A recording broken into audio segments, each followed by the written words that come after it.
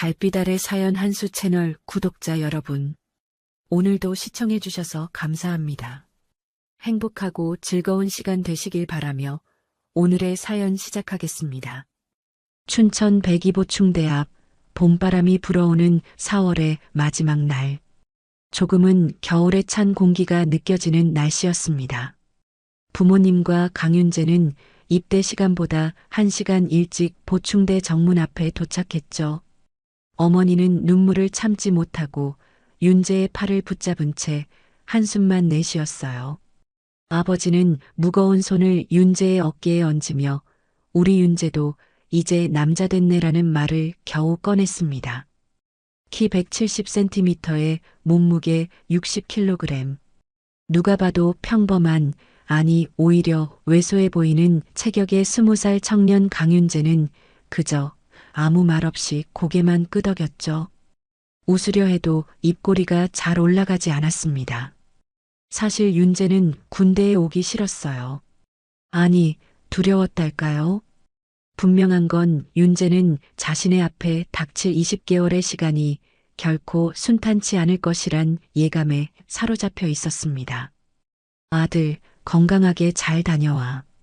편지 자주 쓸게. 어머니의 마지막 인사를 뒤로하고 윤재는 집합 장소로 향했어요. 수백 명의 또래 청년들이 모여 있었죠. 다들 비슷한 표정이었습니다. 두려움, 설렘, 그리고 어쩔 수 없다는 체념. 모두가 섞인 얼굴로 한 줄씩 입소 절차를 밟고 있었어요. 다음 신분증 내놔. 윤재는 담담하게 신분증을 내밀었습니다. 훈련병 번호가 적힌 명찰을 받고 소지품 검사를 마친 후 군복을 지급받았죠. 이발소에서는 머리카락이 바닥에 떨어지는 소리만 들렸어요. 20년 동안 자신의 일부였던 머리카락이 몇 분 만에 사라져버리는 광경을 지켜보며 윤재는 문득 자신이 지금까지의 삶과 완전히 단절되는 느낌을 받았습니다. 그날 밤 백이보충대 3번 생활관. 40명의 훈련병이 한 공간에 모여 있었어요. 모두 낯선 환경에 적응하느라 말수가 적었습니다. 윤재는 구석자리 침대를 배정받았죠. 옆 침대의 훈련병은 말을 걸어왔어요. 야, 어디서 왔어? 서울이요. 나도 서울인데. 나이는? 2004년생이요. 간단한 대화를 주고받는 사이 불이 꺼지고 취침 시간이 됐습니다. 윤재는 천장을 바라보며 오늘 하루를 정리하고 있었어요. 그런데 갑자기 등 뒤에서 차가운 기운이 느껴졌죠. 윤재는 몸을 돌려 벽 쪽을 바라봤습니다. 아무것도 보이지 않았지만 누군가 자신을 지켜보는 듯한 묘한 기분이 들었어요. 누구세요? 윤재의 작은 속삭임이 어둠 속에서 울렸습니다. 아무도 대답하지 않았지만 윤재는 분명히 무언가를 느꼈어요. 옆 침대의 훈련병이 이상한 눈빛으로 윤재를 바라봤죠. 야, 누구한테 말하는 거야? 아니에요. 그냥 혼잣말이었습니다. 윤재는 어색하게 웃으며 이불을 뒤집어 썼어요. 하지만 그 순간부터 윤재는 알았습니다. 이곳에 자신과 다른 훈련병들만 있는 게 아니라는 것을요. 누군가, 아니 무언가가 자신을 지켜보고 있다는 사실을. 그리고 그것은 분명 인간이 아니었습니다. 내가 여기 있는 걸 알고 있죠? 윤재의 중얼거림의 근처 훈련병들이 수군거리기 시작했어요. 야, 저 새끼 혼자 뭐라고 중얼거리는 거야? 쟤 좀 이상한데? 첫날 밤부터 윤재는 동기들 사이에서 이상한 놈으로 낙인 찍히고 말았습니다. 다음 날 아침 새벽 5시 30분. 고막을 찢을 듯한 기상나팔 소리와 함께 훈련소의 하루가 시작됐습니다. 모두가 허둥지둥 일어나 정신없이 침구를 정리하고 있을 때 유독 윤재만 침대에 앉아 멍한 표정을 짓고 있었죠. 마치 영혼이 빠져나간 듯한 모습이었습니다. 강윤재, 뭐 하는 거야? 빨리 정리 안 해? 분대장으로 선임된 훈련병의 호통에 윤재는 겨우 정신을 차리고 움직이기 시작했어요. 그의 눈 밑에는 짙은 다크서클이 자리 잡고 있었습니다. 밤새 제대로 잠을 이루지 못한 흔적이었죠. 아침 점호를 마치고 훈련병들은 첫 분열 훈련을 위해 운동장으로 향했습니다. 이등병 계급장을 달기 전까지 훈련병들은 오로지 정신력과 육체적 한계를 시험받는 시간을 보내야 했어요. 3월의 찬 공기는 폐 속 깊이 파고들었고 누구나 호흡할 때마다 하얀 입김이 피어올랐습니다. 우측, 정렬, 훈련교관의 우렁찬 목소리에 모두가 기계처럼 움직였습니다. 하지만 윤재의 동작은 둔했고 눈빛은 초점이 맞지 않았어요. 마치 다른 세계를 보고 있는 듯 했죠. 1, 2, 3, 4, 1, 2, 3, 4. 구령에 맞춰 행진하던 중 갑자기 윤재가 걸음을 멈췄습니다. 그리고는 천천히 무릎을 꿇고 바닥을 바라보며 무언가를 중얼거리기 시작했어요. 그 언어는 아무도 알아들을 수 없는 마치 외계어와 같은 소리였습니다. 윤재야, 뭐 하는 거야? 일어나. 빨리. 주변 훈련병들의 다급한 속삭임에도 윤재는 반응하지 않았죠. 그의 몸은 미세하게 떨리고 있었고 눈은 허공을 응시한 채였습니다. 결국 이 광경을 본 훈련교관이 달려왔어요. 아, 이 새끼 뭐 하는 거야? 주작이야? 훈련교관의 고함에도 윤재는 계속해서 알 수 없는 말을 중얼거렸습니다. 교관은 윤재의 어깨를 붙잡고 세게 흔들었죠. 그제야 윤재는 정신을 차린 듯 주변을 두리번거렸어요. 뭐 하는 거야? 장난해? 아닙니다. 그냥 갑자기 현기증이 났습니다. 윤재의 대답은 겨우 들릴 정도로 작았어요. 하지만 그의 공포에 질린 눈빛은 모두가 볼 수 있을 만큼 또렷했습니다. 훈련교관은 미심쩍은 표정으로 윤재를 쳐다봤지만 더 이상의 추궁은 하지 않았어요. 일어나. 계속 훈련해. 그 사건 이후 윤재는 완전히 고립되기 시작했습니다. 식사 시간에도 아무도 그의 옆자리에 앉지 않았고 휴식 시간에도 모두가 그를 피했죠. 윤재 자신도 무언가에 쫓기는 사람처럼 항상 주변을 경계하며 불안한 모습을 보였습니다. 그날 밤 윤재는 불침번을 서게 되었어요. 새벽 2시부터 3시까지 조용한 생활관을 지키는 임무였습니다. 모두가 깊은 잠에 빠진 가운데 윤재 혼자만 깨어 있었죠.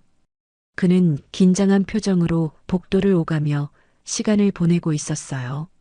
살랑. 갑자기 뒷목에 차가운 바람이 스쳤습니다. 윤재는 천천히 뒤를 돌아봤어요. 그리고 그 순간 윤재의 눈이 크게 벌어졌습니다. 복도 끝 희미한 불빛 아래 한 여성의 실루엣이 보였어요. 하지만 그녀에게는 목이 없었습니다. 어깨 위로 바로 이어지는 끔찍한 상처만 있을 뿐이었죠. 윤재의 입에서는 비명조차 나오지 않았습니다. 그의 온몸이 얼어붙은 듯 했어요. 목 없는 여자는 천천히 윤재를 향해 다가오기 시작했습니다. 그제야 윤재는 온 힘을 다해 비명을 질렀죠. 살려주세요. 누가? 목 없는 여자가 바로 앞에 서 있었어요. 지금도 보입니다.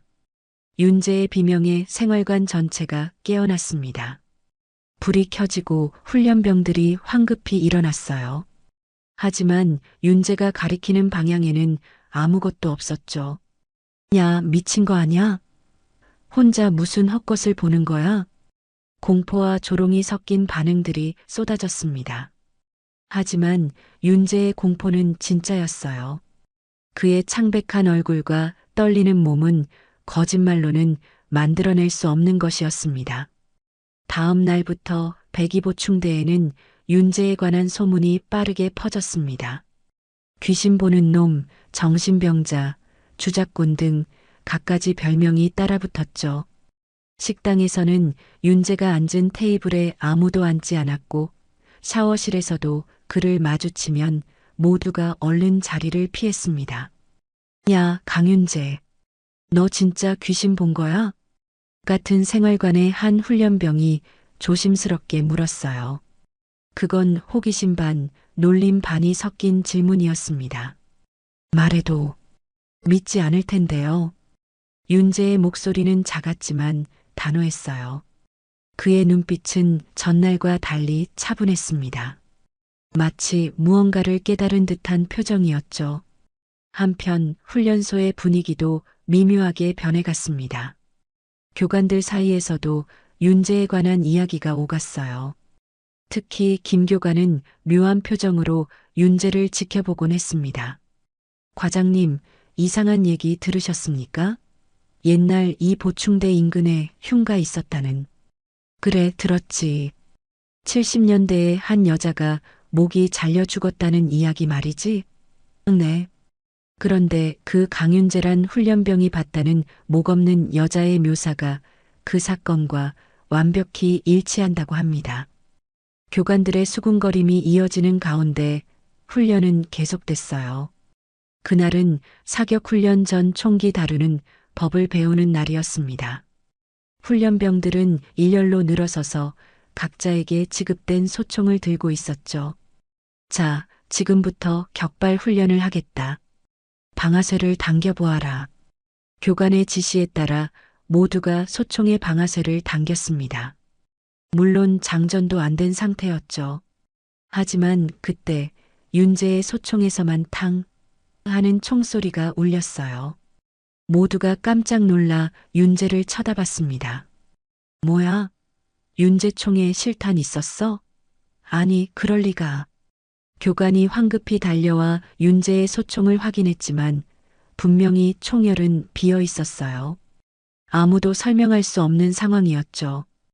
윤재는 그저 멍한 표정으로 자신의 소총을 바라보고 있었습니다. 이제 시작이야. 윤재가 작게 중얼거렸어요. 뭐라고? 옆에 있던 훈련병이 물었습니다. 어제 피냄새 맡았거든.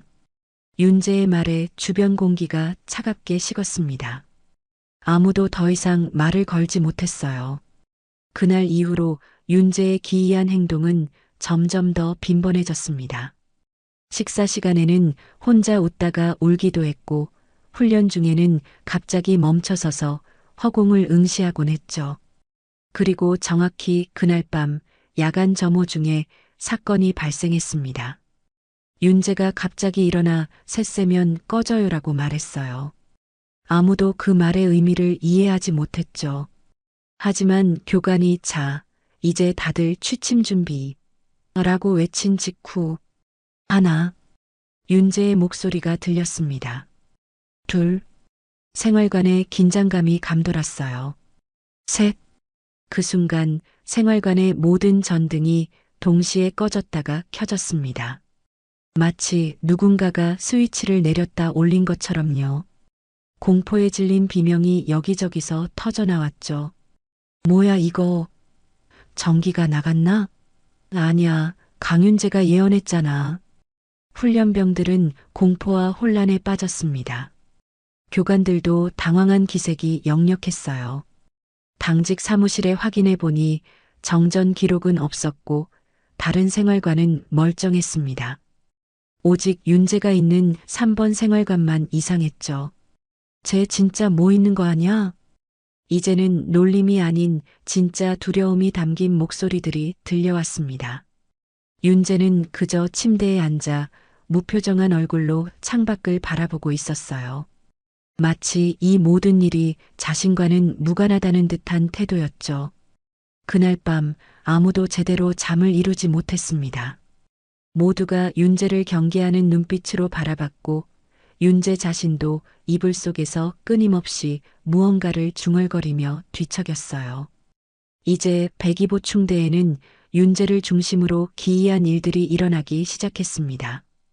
그리고 모두가 알았죠. 이건 단순한 우연이나 착각이 아니라는 것을. 백이보충대의 일상은 점점 더 괴이한 방향으로 흘러갔습니다. 윤재에 대한 소문은 이제 다른 생활관까지 퍼졌고 그의 존재는 하나의 도시전설처럼 변해가고 있었죠. 식당에서는 훈련병들이 윤재를 가리키며 저기 귀신 보는 애라고 수군거렸고 행정반에서는 교관들까지 그에 관한 이야기로 한참을 보냈습니다. 점점 고립되는 윤재의 행동은 더욱 이상해졌어요. 휴식 시간이면 윤재는 생활관 구석에 쪼그려 앉아 마취점을 치듯 중얼거리거나 땅바닥에 알 수 없는 글자들을 손가락으로 그렸습니다. 때로는 1시간 넘게 한 자세로 허공을 응시하기도 했죠. 야, 쟤 오늘도 저러네. 말 걸지 마. 재수 없어. 근데 왜 저러는 걸까? 훈련병들의 호기심과 공포가 뒤섞인 시선이 윤재를 향했습니다. 결국 교관들도 더 이상 상황을 방치할 수 없다고 판단했어요. 강윤재 훈련병, 의무실로 가보게. 윤재는 특별한 저항 없이 교관을 따라 의무실로 향했습니다. 부대 의무관은 윤재를 오랫동안 진찰했어요. 체온, 혈압, 심장 박동 등 기본적인 신체 검사부터 정신 상태 확인까지. 그러나 결과는 모두 정상이었습니다. 뭐가 문제인 겁니까? 교관이 의무관에게 물었어요. 일단 신체적으로는 아무 이상이 없습니다. 하지만 의무관의 목소리가 잠시 떨렸습니다. 이건 단순한 정신병이 아닙니다. 뭔가 다른 게 있어요. 의무관의 애매한 답변이 상황을 더욱 불안하게 만들었습니다. 윤재는 의무실 침대에 앉아 창밖을 바라보며 미소 짓고 있었어요. 마치 창 너머에 누군가가 있는 것처럼. 의무실에서 돌아온 후 윤재는 더욱 고립됐습니다. 같은 내무반 훈련병들 중 한 명인 민석이는 밤에 잠에서 깼다가 윤재가 허공과 대화하는 모습을 목격했어요. 윤재는 이불을 뒤집어 쓴 채 누군가와 속삭이고 있었습니다. 누구세요? 왜 자꾸 따라다니시는 거죠? 저한테 뭘 원하시는 건데요? 민석이는 그 광경에 기겁했고 다음 날 아침 일찍 교관에게 찾아갔죠. 교관님, 쟤랑 같은 내무반 못 있겠습니다. 너무 무서워요. 민석이의 요청은 곧 다른 훈련병들에게도 퍼졌습니다. 점점 더 많은 훈련병들이 윤재와 거리를 두기 시작했죠. 식사 시간에는 윤재가 앉은 테이블이 텅 비었고 훈련 중에도 아무도 그와 짝을 이루려 하지 않았어요. 너희 진짜 그러지 마라. 쟤도 사람이야. 몇몇 양심적인 훈련병들이 나섰지만 대부분은 이미 윤재를 재수없는 존재로 낙인 찍고 말았습니다. 그러나 이상하게도 일부 훈련병들 사이에서는 또 다른 소문이 퍼지기 시작했어요. 야, 알아? 강윤재가 어제 문상민한테 오늘 체력 검정 때 다리 조심해라고 했대. 근데 진짜 문상민이 오늘 발목 삐끗할 뻔했다더라. 맞아. 지난번에는 이동건한테 창가 쪽으로 가지 말라고 했는데 그날 창문 유리가 깨졌대. 이처럼 윤재의 말이 예언처럼 맞아떨어지는 일이 늘어나면서 부대 내에서는 제 말 듣고 안 다친 게 나밖에 없어라는 미신 섞인 믿음도 생겨났습니다. 어떤 훈련병들은 몰래 윤재에게 다가가 자신의 미래에 대해 물어보기도 했죠. 윤재야, 나 다음 주에 휴가 나갈 수 있을까? 병원 입원이라도 해야 휴가 나가게 될 거예요. 그리고 정말로 그 훈련병은 훈련 중 경미한 부상으로 병원에 입원한 후 휴가를 받게 되었습니다. 이런 일들이 반복되면서 윤재는 보충대에서 두려움과 신비로움을 동시에 불러일으키는 존재가 되어갔어요. 하지만 윤재 자신은 점점 더 지쳐가고 있었습니다. 밤마다 그의 눈 밑 다크서클은 짙어졌고 식사량도 줄었습니다. 마치 누군가가 그의 영혼을 조금씩 갉아먹고 있는 것 같았죠. 어느 날 샤워실에서 민석이가 윤재의 등을 보고 소스라치게 놀랐어요. 윤재야, 내 등에 이거 뭐야? 윤재의 등에는 마치 누군가가 손톱으로 긁은 듯한 붉은 상처 자국들이 가득했습니다. 그것은 마치 알 수 없는 문자처럼 보였어요. 백이보충대의 긴장감은 날이 갈수록 고조되었습니다. 훈련병들은 이제 윤재를 두려워하면서도 그에게 의지하는 이중적인 태도를 보였죠. 한편으로는 쟤랑 얽히면 안 되라고 하면서도 다른 한편으로는 중요한 일을 앞두고 슬쩍 윤재에게 조언을 구하곤 했어요. 교관들도 미묘하게 분위기가 바뀌었습니다. 처음에는 윤재를 문제아 또는 관심병사로 취급했지만 이제는 그를 대할 때 조심스러운 태도를 보였어요. 특히 김 교관은 윤재가 보이지 않을 때면 자주 십자가를 만지작거렸습니다. 어느 날 밤 백이보충대에서는 야간 행군 훈련이 진행되었어요. 칠흑같이 어두운 밤 훈련병들은 완전군장을 메고 산길을 따라 행군했습니다. 윤재는 줄의 중간쯤에 위치해 있었고 평소처럼 고개를 숙인 채 묵묵히 걸었죠. 갑자기 윤재가 걸음을 멈추고 왼쪽 조심하세요라고 말했습니다. 아무도 그의 말에 주의를 기울이지 않았어요. 하지만 몇 분 후 앞에서 걷던 한 훈련병이 발을 헛디뎌 비명을 질렀죠. 마침 왼쪽으로는 가파른 벼랑이 있었습니다. 훈련병은 간발의 차이로 옆 동료에게 붙잡혀 떨어지지 않았어요. 왼쪽 조심하라고 했잖아. 윤재가 다시 한번 소리쳤습니다. 모두 멈춰섰고 손전등을 비춰보니 정말 왼쪽으로는 깊은 낭떠러지가 있었어요. 훈련병들은 서로를 쳐다보며 등골이 오싹해졌습니다. 맞다. 그날 왼쪽에 피 난다고 했었지. 누군가 중얼거렸어요. 이제 모두가 윤재의 말을 기억해냈습니다. 사흘 전 윤재는 분명히 왼쪽에서 피가 날 거야라고 중얼거렸었죠. 만약 그 훈련병이 떨어졌다면 정말로 피를 봤을 겁니다. 그 사건 이후 백이보충대는 두 부리로 나뉘었어요. 윤재를 진심으로 믿고 의지하는 병사들과 그를 더욱 두려워하고 멀리하는 병사들.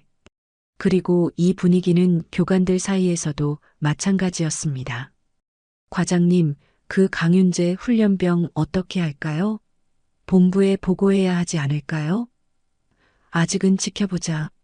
정신적 문제일 수도 있으니까. 하지만 과장님, 이건 단순한 정신병이 아닌 것 같습니다. 그 훈련병이 뭔가 있는 것 같아요. 교관들의 대화는 항상 윤재로 귀결되었습니다. 한편 윤재의 상태는 나날이 악화되어 갔어요. 수시로 식은땀을 흘리고 밤에는 잠꼬대로 소리를 지르기도 했죠. 한 번은 새벽에 갑자기 일어나 창가로 가가지 마세요. 제발. 이라고 중얼거리며 울기도 했습니다. 윤재의 친구가 된 몇 안 되는 훈련병 중 하나인 동준이는 윤재에게 조심스럽게 물었어요. 윤재야, 너 진짜 뭘 보는 거야? 윤재는 한참을 침묵하다가 작은 목소리로 대답했습니다. 보이는 게 아니라 느껴지는 거예요. 이곳에 뭔가 있어요. 그들은 제가 자기들을 느낄 수 있다는 걸 알고 저한테 뭔가를 전하려고 해요. 뭘 전하려는 건데? 동준이가 떨리는 목소리로 물었습니다. 아직 모르겠어요. 하지만 이곳에서 무언가 끔찍한 일이 있었던 것 같아요. 그들은 그걸 알려주고 싶은 것 같습니다. 동준이는 윤재의 말을 들으며 등골이 오싹해졌어요. 하지만 이상하게도 그는 윤재의 말을 믿었습니다. 윤재의 눈빛에는 거짓이나 과장이 아닌 순수한 공포와 혼란만이 있었기 때문이죠. 그날 저녁 교관들은 긴급 회의를 소집했습니다. 윤재에 관한 문제를 어떻게 처리할지 논의하기 위해서였어요. 그리고 마침내 결정을 내렸죠. 강윤재 훈련병을 정신과 진단을 위해 군 병원으로 보내자. 이건 우리가 처리할 수 있는 문제가 아니야. 그 결정은 이미 늦은 것이었을지도 모릅니다. 그날 밤 102보 충대에서는 전례 없는 사건이 발생했기 때문이죠. 모든 생활관의 전등이 동시에 깜빡거리기 시작했고 원인 모를 찬 기운이 복도마다 감돌았습니다. 그리고 가장 충격적인 일은 윤재가 아닌 다른 훈련병이 비명을 지르며 저기 누가 있어 라고 외친 것이었어요. 마침내 102보 충대에 있는 그것은 윤재뿐만 아니라 다른 이들에게도 모습을 드러내기 시작했습니다. 공포는 이제 온 부대로 퍼져나갔고 모두가 원인을 알 수 없는 불안에 떨기 시작했어요. 그리고 그 중심에는 여전히 강윤재가 있었습니다. 다음 날 아침 102보 충대는 평소와 다른 무거운 공기로 가득했습니다. 어젯밤 사건으로 모두가 잠을 설쳤고 아침 점호에서는 몇몇 훈련병들이 아예 자리에 나오지 못했어요. 건강상의 이유로 의무실에 누워 있었죠. 지금부터 공지사항을 전달하겠다. 대대장이 직접 나서서 훈련병들 앞에 섰습니다. 그의 표정은 평소보다 경직되어 있었어요. 오늘부터 강윤재 훈련병은 정신과 진단을 위해 군 병원으로 후송될 예정이다. 그리고 3번 생활관은 일시적으로 폐쇄하고 모든 훈련병들은 다른 생활관으로 재배치될 것이다. 대대장의 발표에 웅성거림이 일었습니다. 3번 생활관의 폐쇄는 단순한 조치가 아니었어요. 그곳에서 무언가 심상치 않은 일이 공식적으로 인정할 수 없는 일이 벌어졌다는 암묵적인 인정이었죠. 윤재는 무표정한 얼굴로 그 발표를 들었습니다. 그의 눈에는 이제 체념이 깃들어 있었어요. 마치 이미 오래전부터 이런 결말을 예상했다는 듯이. 발표가 끝난 후 동준이와 몇몇 훈련병들이 윤재에게 다가왔습니다. 윤재야, 진짜 가는 거야? 응. 어쩔 수 없죠. 내가 본 건 진짜 귀신이었어? 마지막 질문에 윤재는 잠시 침묵했습니다. 그리고는 주변을 살피며 낮은 목소리로 말했어요. 귀신이라기보다는 이곳에 남아있는 무언가예요. 그들은 제게 뭔가를 보여주려고 했어요. 이곳에서 있었던 일을. 뭔 일? 아직은 잘 모르겠어요. 하지만 곧 알게 될 거예요. 아직 끝난 게 아니니까. 윤재의 말은 모호했지만 그 뜻은 명확했습니다. 이 모든 일은 그가 떠난다고 해서 끝나지 않을 거라는 것. 그리고 그 말은 곧 현실이 되었죠. 정오쯤 윤재는 군용 구급차에 실려 102보 충대를 떠났습니다. 몇몇 훈련병들과 교관들이 그를 배웅했어요. 윤재는 떠나기 전 마지막으로 102보 충대 건물을 바라보며 중얼거렸습니다. 조심하세요. 여긴 아직 무언가 있어요. 그 말을 마지막으로 윤재의 모습은 구급차 안으로 사라졌죠. 그리고 그날부터 102보 충대에서는 더 이상한 일들이 벌어지기 시작했습니다. 윤재가 떠난 그날 저녁 교관 숙소에서 원인 모를 불이 났어요. 다행히 인명피해는 없었지만 불이 난 방은 다름 아닌 김 교관의 숙소였습니다. 김 교관은 윤재를 정신과 진단을 받게 하자고 가장 강력히 주장했던 사람이었죠. 이틀 후 사격 훈련장에서는 더 기이한 일이 발생했습니다. 훈련병들이 실탄을 장전하고 사격을 준비하던 중 갑자기 모든 표적지가 동시에 흔들리기 시작했어요. 마치 누군가가 뒤에서 표적지를 잡고 있는 것처럼. 교관들은 급히 훈련을 중단시켰지만 원인은 끝내 밝혀지지 않았죠. 그리고 밤마다 3번 생활관에서는 불빛이 보인다는 신고가 이어졌습니다. 분명 폐쇄되고 아무도 없는 건물이었지만 창문 사이로 흐릿한 불빛이 새어나왔어요. 몇몇 용감한 교관들이 확인하러 갔지만 막상 생활관 안에 들어가면 아무것도 발견하지 못했습니다. 윤재의 예언대로 백이보충대에는 무언가가 남아 있었어요. 그리고 그것은 점점 더 많은 사람들에게 모습을 드러내기 시작했습니다. 한 훈련병은 화장실 거울에서 목 없는 여자를 봤다고 주장했고, 또 다른 훈련병은 취침 시간에 창가에 서 있는 낯선 남자의 실루엣을 목격했다고 했죠. 심지어 일부 교관들도 밤 순찰 중에 이상한 소리나 냄새를 느꼈다고 보고했어요. 야, 강윤재가 정말 귀신을 본 게 맞았나 봐. 맞아. 걔가 없어진 다음에 더 이상한 일이 많이 일어나잖아. 내가 듣기로는 이 자리에 옛날에 무슨 사건이 있었대. 그때 죽은 사람들 영혼이 떠돌아다닌다는. 이제 훈련병들 사이에서는 윤재에 대한 이야기가 하나의 전설처럼 퍼졌습니다. 일부는 윤재를 신통력이 있는 사람으로, 또 일부는 귀신과 소통할 수 있는 무당으로 묘사했죠. 교관들조차 윤재를 언급할 때면 목소리를 낮추었습니다.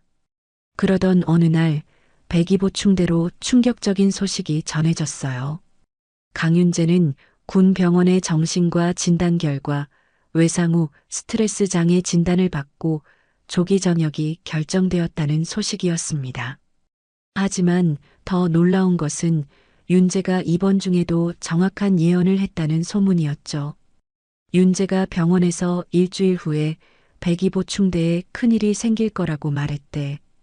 그 소문은 삽시간에 전 부대로 퍼졌고 모두가 일주일 후에 닥칠지 모르는 큰일에 대해 불안해하기 시작했어요. 그렇게 일주일이라는 시간이 흘렀습니다. 백이보충대의 모든 훈련병과 교관들은 윤재의 예언이 현실이 될까봐 초조하게 기다렸어요. 하지만 그날은 특별한 일 없이 평소처럼 지나갔습니다. 아침 점호, 오전 훈련, 점심 식사, 오후 훈련, 그리고 저녁 점호까지 모든 일과가 평소와 다름없이 진행됐죠. 역시 헛소문이었나 보네. 그래도 왠지 찜찜한데. 훈련병들은 안도하면서도 여전히 불안한 기색을 감추지 못했습니다. 그리고 그날 밤 모두가 잠들었을 때 사건은 발생했어요. 새벽 2시 갑자기 비상벨이 울렸습니다. 훈련병들은 황급히 일어나 비상대피 훈련인 줄 알고 집합했죠. 하지만 이내 이것이 훈련이 아니라는 사실을 깨달았어요. 백이보충대 본부 건물에서 화재가 발생한 것입니다. 불이야, 빨리 대피해. 교관들의 다급한 외침이 들렸습니다. 훈련병들은 질서 있게 대피했고 소방차가 도착하기 전까지 자체 소방 장비로 화재를 진압하려 했죠. 다행히 인명 피해는 없었지만 본부 건물의 일부가 심하게 훼손되었습니다. 이상한 점은 화재의 원인이었어요. 소방관들의 조사 결과 화재는 본부 지하실에서 시작되었다고 합니다. 그런데 그 지하실은 수십 년간 거의 사용되지 않던 공간이었죠. 게다가 전기 합선이나 다른 명확한 화재 원인도 발견되지 않았어요. 이거 강윤재 예언이 맞았네. 맞아. 정확히 일주일 만에 큰일이 생겼잖아. 근데 왜 하필 지하실이지? 화재 사건은 백이보충대의 깊은 공포의 그림자를 드리웠습니다. 모두가 윤재의 예언과 연관지어 생각했고 이제는 그가 말한 다른 것들도 진실일지 모른다는 생각에 사로잡혔어요. 화재 이후 군 수사관들이 백이보충대에 파견되었습니다. 그들의 주 임무는 화재 원인 조사였지만 수사 과정에서 의도치 않게 더 충격적인 사실이 드러났어요. 지하실 한쪽 구석, 화재로 무너진 벽 뒤에서 인골이 발견된 것입니다. 수사관들은 즉시 발굴 작업을 시작했고 놀랍게도 여러 구의 인골이 묻혀 있었습니다. 법의학적 분석 결과 이 유해들은 적어도 70년 전의 것으로 추정됐어요. 과장님, 이거 큰일 났습니다. 한 수사관이 선임 수사관에게 보고했습니다. 초기 분석 결과 이 유해들은 한국 전쟁 당시 실종된 민간인들의 것으로 보입니다. 그중 한 구는 목 부분이 절단된 흔적이 있습니다. 그 말은 백이보충대 전체에 충격파를 던졌어요. 윤재가 보았다는 목 없는 여자의 실체가 밝혀진 것입니다. 수사가 진행될수록 더 많은 진실이 드러났어요. 백이보충대가 세워지기 전 이 자리에는 한국 전쟁 당시 임시 수용소가 있었습니다.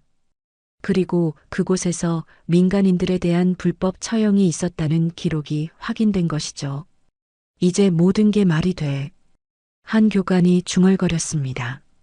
윤재가 본 것은 단순한 환각이 아니라 이곳에서 부당하게 죽음을 맞은 영혼들이었던 겁니다.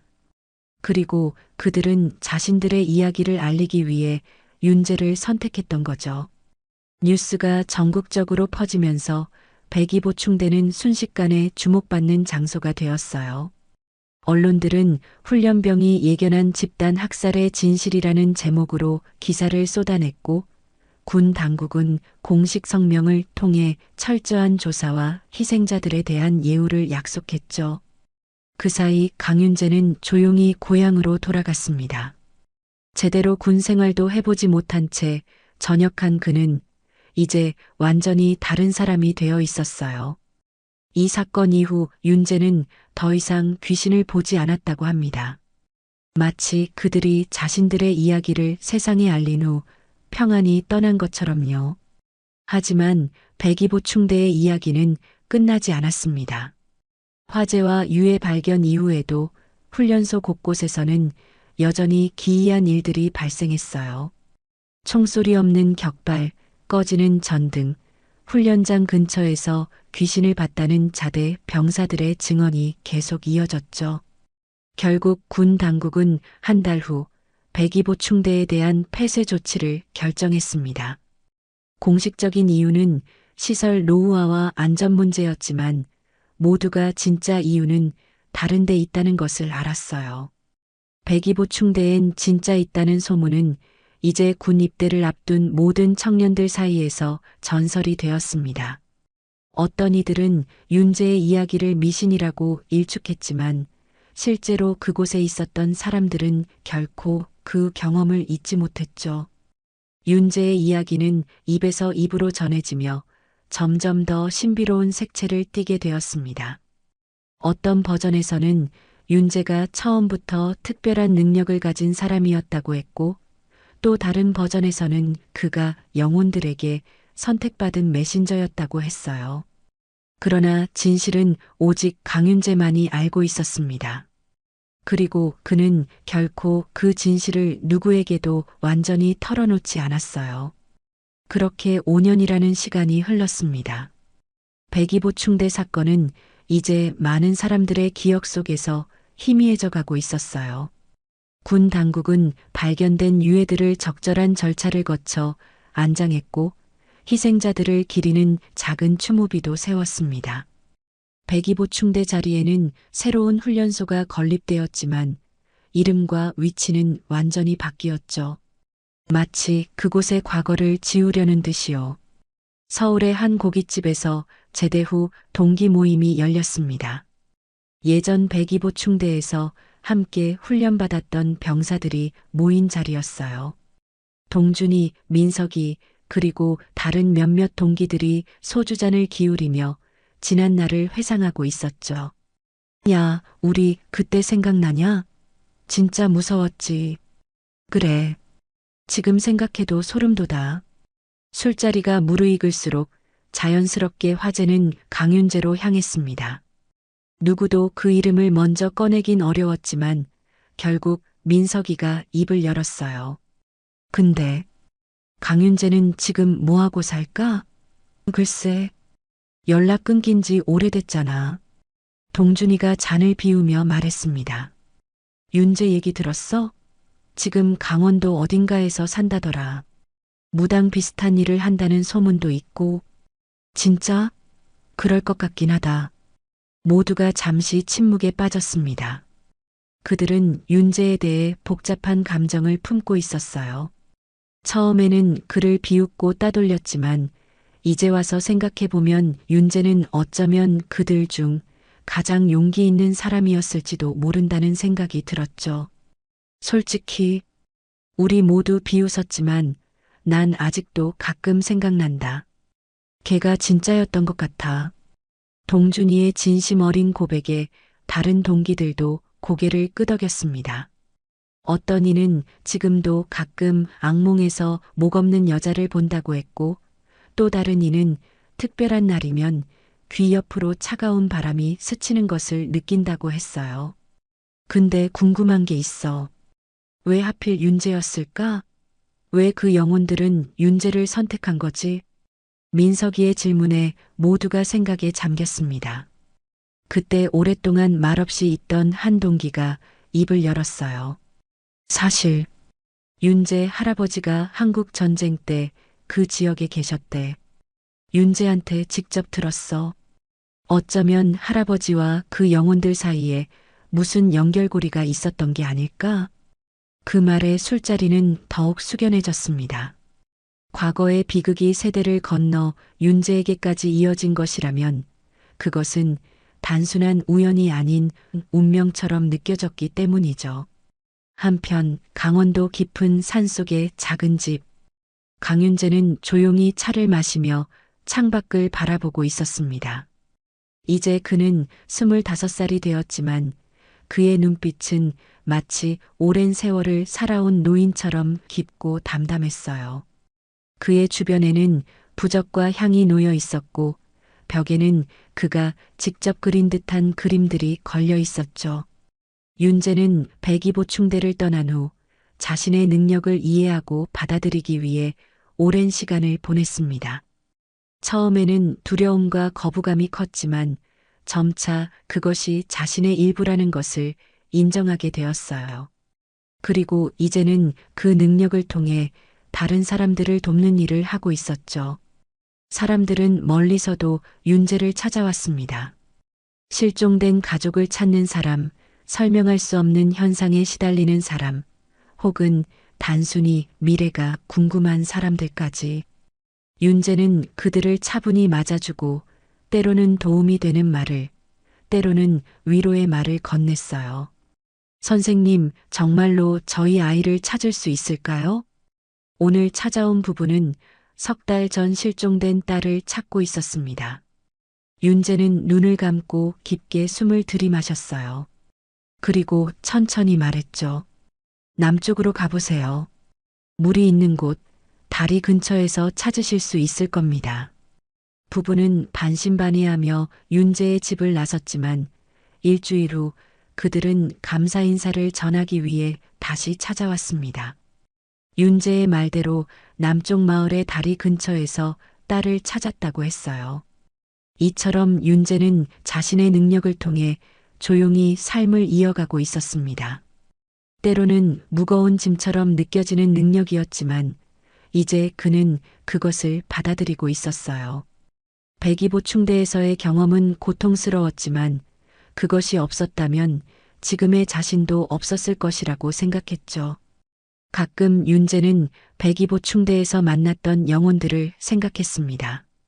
그들은 자신들의 이야기가 세상에 알려진 후 윤재의 꿈에 나타나 고마움을 전했어요. 그리고 이제는 더 이상 나타나지 않았죠. 아마도 오랜 한을 풀고 평안히 떠났으리라 생각했습니다. 창밖으로 석양이 지고 있었어요. 윤재는 천천히 일어나 창문을 닫았습니다. 오늘도 여러 사람들이 그를 찾아올 것이고 그는 평소처럼 그들의 이야기를 들어줄 것이었죠. 이것이 그가 선택한 삶이었습니다. 아니, 어쩌면 그를 선택한 삶이었을지도 모릅니다.